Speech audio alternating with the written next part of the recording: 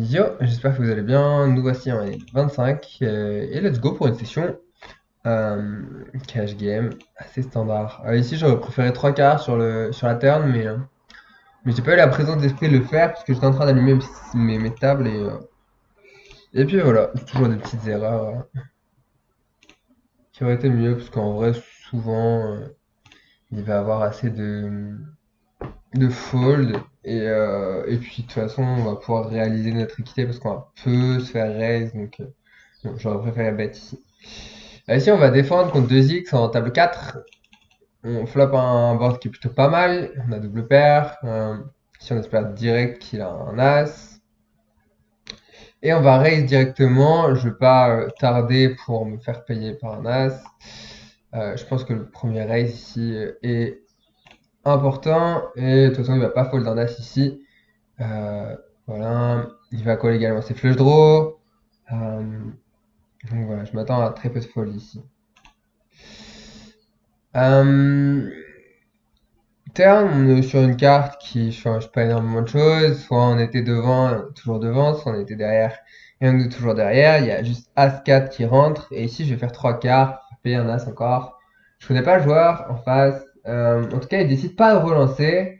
Donc il a l'air probablement confiant sur la force de sa main. Ou alors il est en train de chercher un draw. Et, euh, et voilà. Ici, c'est un peu chiant. Quel size on peut faire? Mi-pot, je pense que c'est pas mal. Je pense également un peu moins que mi-pot. Je pense qu'on va pas se faire raise en bluff et il va call des fois des as, donc c'est pas con. Euh, Ici on va call. La terre n'est pas ouf. Euh, mais en vrai, il change pas grand chose. Il a peu de 6, il a peu de 3. Par contre, ici je vais pas bluff juste parce que pour moi ça va trop call. Des essais. Je suis quand même perplexe. Je pense qu'il. Est-ce qu'il va call un as là-dessus? Je vais laisser le coup. Je connais pas le joueur. Ouais, ce froid, il aura probablement pas lâché, je pense. Ici, on n'a pas vraiment de d'action de la part de notre adversaire. Je vais déjà target un as en essaye. Je pense que ça peut fold de temps en temps. Ça passe. Il a snap payé, ce qui est assez marrant. Ici, je call, table 3. Comme s'il attendait un flush draw ou un strike draw ou je ne sais quoi. Bon, je vais give up ici. On va voir il va probablement check back souvent. S'il bet, c'est marrant.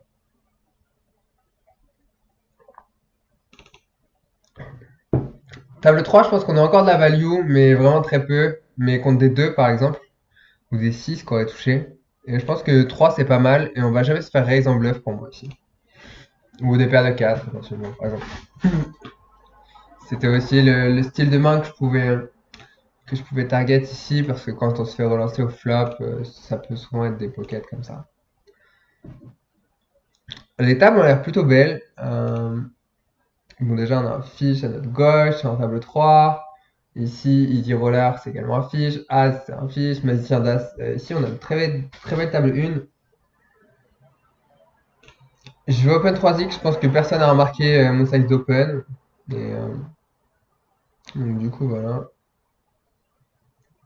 Alors, peut-être que je change mon pseudo un de ces jours. Parce que ça fait quelques vidéos quand même que je fais avec le même pseudo. Pour ceux qui ne me connaissent pas, je suis un joueur de NL100 actuellement. J'ai joué jusqu'en NL600. Et j'ai été joué en live aussi jusqu'au NL 500. Donc voilà mon parcours. J'ai commencé le poker il y a assez longtemps. Quand j'avais 19 ans, j'en ai 26. Et puis je suis toujours un peu resté dans ce milieu, mais avec pas mal de pauses. Et notamment une grosse pause après être monté en NL 600, genre il y a de ça un an, où j'ai décidé vraiment de stopper le poker pendant 6 mois. Après, j'ai recommencé un peu, j'ai fait des spins, parce que j'ai mon coloc qui est vraiment une pointure du point .fr en spin et donc du coup ben juste il m'a coaché. Je suis monté jusqu'en spin 10 euros. En gros, j'ai commencé en 5 euros, je monte en 10 euros. Ça m'a pris pas mal de temps parce qu'en vrai, il y a pas mal d'adaptations. Euh, et puis, c'est un style de jeu qui est vraiment intéressant, qui est pas tout à fait pareil que le cash game. Donc, ça prend du temps. Ça prend du temps de monter une bankroll aussi. Et voilà, il y a plein de choses à gérer. Je jouais en moyenne 3 heures par jour sur ce format. Et voilà. Parce qu'en fait, c'est un format qui est assez fatigant, contrairement au cash game où tu peux vraiment enchaîner des heures et des heures d'affilée sans être trop fatigué. Le spin, ça te demande toujours beaucoup d'attention et je trouvais ça très difficile de faire plus de 3 heures. Et honnêtement, ça me correspondait bien aussi. Je faisais à peu près 100 games par jour en 2 tablings, je crois. En 3 tablings. Donc, ouais, 3 tablings, ça. Et en vrai,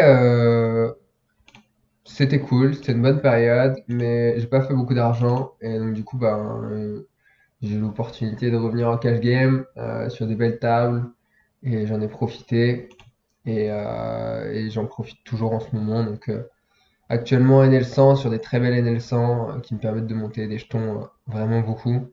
Euh, donc voilà, bientôt peut-être reprendre la NL200, puis remonter en 400, puis remonter en 600, et puis pourquoi pas aller jouer au-delà, éventuellement me faire coacher, parce que là j'ai plus de coach depuis un moment, mais j'aimerais bien trouver un bon coach. En fait j'aimerais juste taper parmi les meilleurs joueurs du monde, juste avoir un coach qui fait partie des meilleurs joueurs du monde, ce serait vraiment un truc vraiment cool pour moi. Je suis prêt à payer 500 balles de l'heure s'il faut. Au-delà, pour l'instant, c'est compliqué. J'ai un coach qui me proposait du 1000 balles de l'heure. J'étais pas encore chaud, mais peut-être que je le serai un jour, donc à voir. Mais pour l'instant, ouais, 500 balles de l'heure, c'est ce que je suis prêt à mettre pour du coaching. Et, euh, et voilà, tout simplement. Si vous connaissez un coach aussi, tu es coach et que tu joues les high stakes. Et que tu veux me coacher, eh ben, avec grand plaisir de prendre contact avec toi, tout au moins. Je suis pas pour faire un CFP parce que j'ai envie de jouer quand je veux, j'ai pas envie de me mettre la pression. Si j'ai pas envie de jouer pendant un certain temps, eh ben, je ne jouerai pas pendant un certain temps. Et j'ai pas envie d'avoir des contrats à respecter, entre guillemets. Ici, il y a pas mal de spots. En fait, on joue sur toutes les tables ici, hein. C'est vraiment pas mal. Ah, ici, je vais pot. Hop. C'est un board pas dégueu. Table 2, ici je vais un quart. En fait, c'est pas dégueu, c'est mi-figue mi-raisin vraiment. Je vais check table 4. Table 1, je vais mi-pot. Je pense que. Ouais, je pense même que je vais faire cher en fait. Je vais faire un peu moins, je vais faire 18. Ça va être pas mal. Ici, je vais bet mi-pot également. Euh, Là, en fait, je m'attends très peu à générer des folds. Par contre, si ça check back, je vais avoir pas mal de jam river. Parce qu'en fait, il va miser tous ses brelans, il va miser ses as-roi ici. Donc je serai assez serein. Par contre, je comprends pas trop son size ici. Table 3, table 4, pardon. Je vais call, hein, mais je me pose la question de raise all-in. Ici, table 2, il faut fold. Notre adversaire a probablement touché quelque chose, mais je sais pas trop quoi. C'est assez étonnant. Je fold, il n'y a pas grande décision là. Ah, j'ai 3 bêtes tablées. Une. Ici, je pense qu'il peut avoir du As-Dame, du As-Roi. Ouais, valet. J'aime pas du tout ce qu'il fait. Il a pas du tout bien protégé, je trouve. Après, si, je peux comprendre en vrai, parce que je représente pas grand-chose. Ouais, non, si, ça me paraît ok, mais c'est pas. Je suis pas sûr de l'avoir joué comme lui. Son valet. Bref, j'avais pas mal de coups à discuter. En gros, si je l'ai 3 bêtes, il colle. Je bet mi-pot, il call. Je check. Il bet small. Et river. Il bet pas. Est-ce que j'ai pas un bluff river? J'ai pas un lead river sur la dame.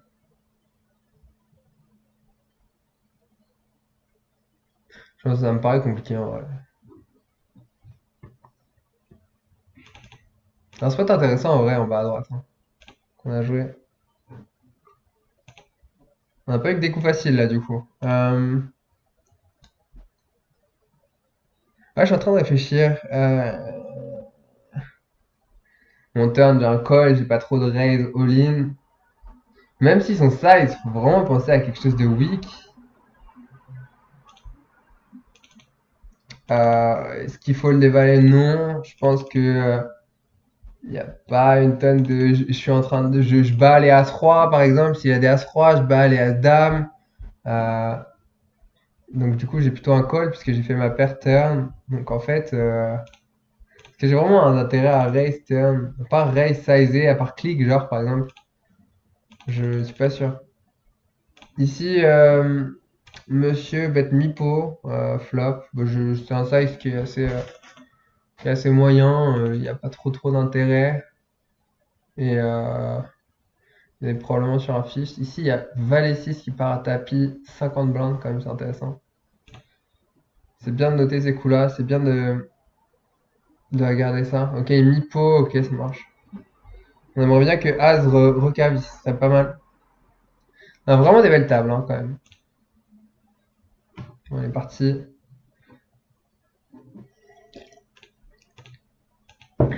Moi aussi, on va 4 bêtes. C'est tranquillement. On va choisir un size style 21, un truc comme ça. En table 4. Il y a pas mal d'actions aujourd'hui, hein. Et pour une fois, voilà, là, moi ici, je vais faire tapis. Il n'y a pas 36 000 solutions. Je vais pas cold call. Euh, Et puis voilà. Ça va call des deux dames, des deux valets, des fois, des as-3 également. Des fois, ça va fold des as-dames. On n'est pas spécialement mécontent. Et si ça call des as-dames, on n'est pas mécontent non plus. Donc bon, ouais. Il n'y a pas vraiment de décision ici. En plus, on est devant normalement parce qu'il tank. On est plutôt confiant sur le fait qu'on est devant. C'est un petit pot intéressant. Faut pas cold call selon moi. Autant tout mettre directement.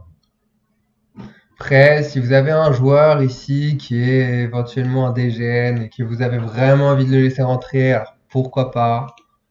Ce qui peut vous en mettre pas mal pré-flop, post-flop. En vrai, je suis pas certain de ce que j'avance là, très honnêtement, hein. Si ça se trouve, ça peut être très bien de cold call, juste parce que le mec est un fiche. Bon, en l'occurrence, j'ai pas d'infos, donc je pense que jam c'est la meilleure solution. Mais cold call, ça peut être pas con. Parce que de toute façon, en vrai, tu vas quasiment tout perdre. En fait, ce que j'aime pas avec cold call, le seul truc que j'aime pas avec cold call, c'est que tu envoies pas tout contre As-Roi directement. Et que As-Roi, t'es bien content de lui faire mettre tout ce que tu peux. Et que s'il y a un as au flop, bah, tu vas t'emmerder. Et tu vas même pas tout prendre à deux dames des fois. Tu vas même pas tout prendre à deux valets qui auraient pu 4 bêtes des fois. Alors que quand tu 4 bêtes all-in, enfin, je pense vraiment que 4 bêtes all-in, c'est la meilleure solution. À part si tu as vraiment une info de zinzin sur le 3 better et que tu sais que il va te call des 17 off, là, je peux vraiment être OK. Et si tu sais qu'il va rebluff derrière, pourquoi pas. Des fois, dans le poker, il y a des solutions qui sont beaucoup plus simples et des fois qui sont beaucoup plus intéressantes. Parfois, les meilleures solutions, c'est celles où on se prend pas la tête. Mais ça a ses limites parce qu'il faut faire très attention voilà, je sais pas, à 4 bétolines, non, à 5 bétolines, n'importe quel as-roi par exemple, et se dire, ah bah as-roi c'est tapis. Non, des fois tu peux trouver du fold, et, euh, et c'est un peu les limites. C'est un peu les limites de ce raisonnement-là. Donc il faut faire vachement attention. Il y a énormément de choses. Il y a énormément de choses. Table 3, on va open. As valet. D'ailleurs, j'ai un pote qui va probablement streamer, du coup, prochainement. C'est mon coloc aussi. On est plusieurs colocs qui jouent au poker. Et ouais, qui va streamer du tournoi. Il va reprendre un petit peu de zéro. Donc, si ça vous intéresse, je pourrais vous mettre son Twitch bientôt. Alors, je sais pas quand il va le lancer, mais ça peut être vachement intéressant. C'est un joueur qui est très compétent, juste qui s'est broke un nombre incalculable de fois, et du coup, qui va reprendre de zéro un peu, et qui va jouer des 5 euros, peut-être même des 2 euros, des 1 euro. Et son objectif, c'est de monter une bankroll, et ça va être pas mal pour lui. Je souhaite de réussir. Et honnêtement, c'est toujours très intéressant d'avoir un joueur qui est compétent, qui s'y connaît très bien en tournoi, qui est un joueur qui s'y connaît très bien de manière générale dans le poker. Donc voilà. C'est pas toujours les. Enfin, en fait, si, c'est toujours les meilleurs qui sont au sommet, mais en tout cas, il y a aussi cette faible partie de la population qui, des fois, sont juste des gamblers de la vie et qui vont se broke parce qu'ils vont retirer toute leur rôle et faire n'importe quoi avec. Et ça veut pas dire qu'ils sont pas des joueurs de poker très très bons, mais juste, bon, il y a être joueur de poker et puis il y a savoir gérer son argent dans la vie. Et ça, ouais, c'est un truc, quoi.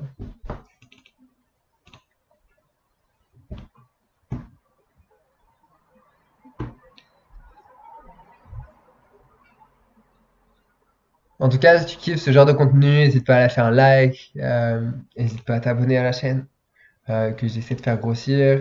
J'y mets pas beaucoup d'énergie en ce moment, mais j'ai envie de revenir avec du contenu plus intéressant.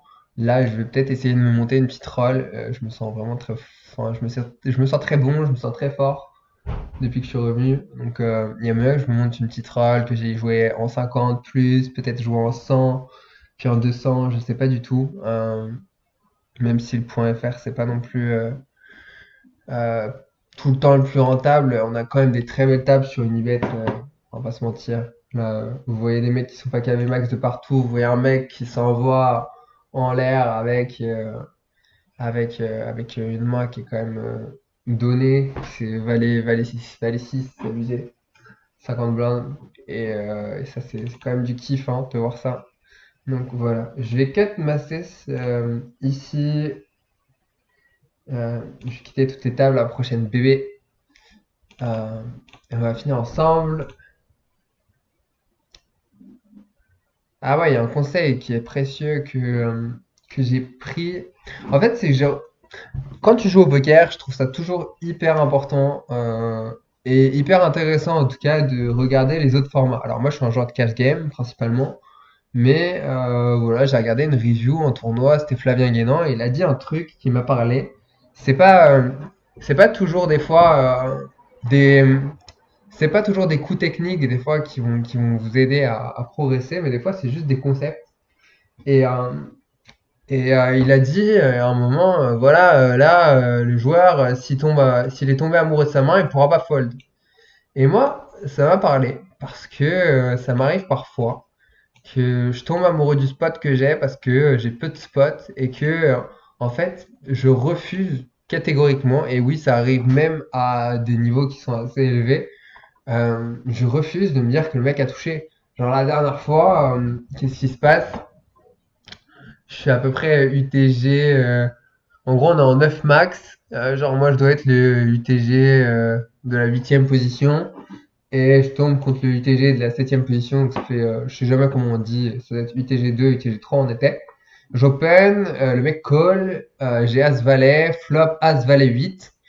Euh, je 6-bet 3 quarts, puisqu'il y avait un flush draw, et je me fais raise. Donc du coup, bah là, je suis déjà pas très confiant, je call, je me dis qu'il peut y avoir des As-Roi, je me dis qu'il peut y avoir des As-Dame, je me dis qu'il peut y avoir également des brelans de 8. Et en fait, je suis vraiment pas forcément bien dans ce spot, et je pense pas que ces flush draws vont raise. Et, euh, et en fait, ben, je call le flop. Je sais même pas si c'est déjà pas une erreur de call le flop. Et turn, qu'est-ce qui se passe? Vient une dame. Et sur la dame, je me prends un giga parpaing. Je me prends un overbet. Euh, et en fait, à ce moment-là, en vrai de vrai, je me dis quoi? mon raisonnement, c'est de me dire, ouais, mais c'est probablement un des gènes, alors il a probablement une main que je bats. Donc du coup, moi, je fais tapis. Et en fait, non. Juste, tu réfléchis au spot, y a pas de bluff, en fait. Le mec va pas faire ça avec As-5. T'as la pire des doubles paires, quasiment. Le mec va probablement pas défendre As-8. Il a beaucoup plus de 8-8 que de As-8. Et en fait, bon, quand je raise all-in, je me cut. Et en fait, même quand je call turn, je suis quasiment toujours derrière. La seule carte qui va vraiment me sauver, c'est un valet ou un as parfois quand il y a paire de 8 en face. Mais voilà. Donc du coup, je fais tapis. Évidemment, je me prends as-dame. Et qu'est-ce qui s'est passé à ce moment-là? Et ben, je suis tombé amoureux de ma main et je suis tombé amoureux de mon spot. Et j'ai pas pu le lâcher parce que j'étais en tilt sur les mains d'avant et que j'avais perdu des jetons et que je voulais absolument me rattraper et que j'ai voulu prendre cette solution de facilité. Et voilà, c'est quelque chose qui est hyper intéressant, c'est un concept qui est hyper intéressant et je t'invite à vraiment le prendre en conscience parce que parfois on a l'impression que les erreurs que font les fiches, et ben nous on les fait pas, et ben en fait si, je fais exactement les mêmes erreurs parfois, c'est de tomber amoureux de ma main et ça c'est hyper important de se rendre compte ben, que juste parfois on va faire exactement les mêmes erreurs que les fiches et il faut arrêter de penser qu'on est plus intelligent que tout le monde et il faut aussi se remettre en question en regardant ce que font les fiches et en se disant mais est-ce que moi je suis pas en train de faire pareil finalement? Et en fait ça peut clairement arriver et c'est important de se le demander, c'est important de se poser la question et de s'auto-observer là-dessus. Donc voilà. Si bah, t'as kiffé la vidéo, n'hésite pas à me le faire savoir. Sinon, je te dis à très très bientôt pour une prochaine vidéo commentée. Allez, ciao ciao.